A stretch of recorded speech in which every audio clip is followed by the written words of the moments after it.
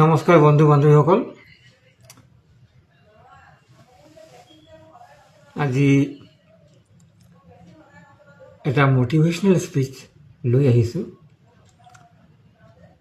কেতিয়াবা আমি হতাশ হৈ যাওঁ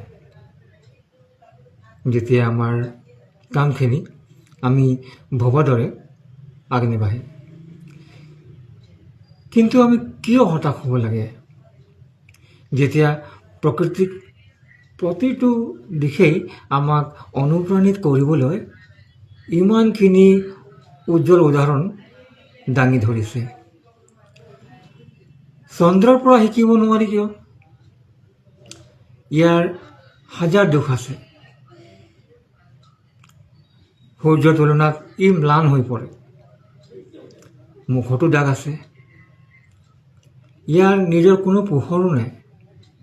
আনকি অমাৱস্যাৰ নিশাত তেওঁ নিজৰ অস্তিত্ব হেৰুৱাই পেলায়। তথাপিও ইমানবোৰ বাধাৰ মাজতো তেওঁ যিমান পাৰে আন্ধাৰক পৰাস্ত কৰিবলৈ চেষ্টা কৰে, আৰু সেই চেষ্টাৰ ফলতে এনেকুৱা এটা দিন আহে যেতিয়া তেওঁ নিজৰ সম্পূৰ্ণ মহিমাত থাকে, জোনাক ৰাতি।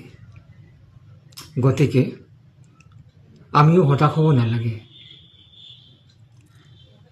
যেতিয়া আপোনাৰ সমৰ্পণ আৰু ধৈৰ্য শক্তি থাকে, তেতিয়া সময়ো সঁহাৰি দিয়ে, নহয়নে বাৰু? এই ভিডিঅ'টো আপোনাক কেনেকুৱা লাগিলে আপোনালোকে জনাব। Thank you so much।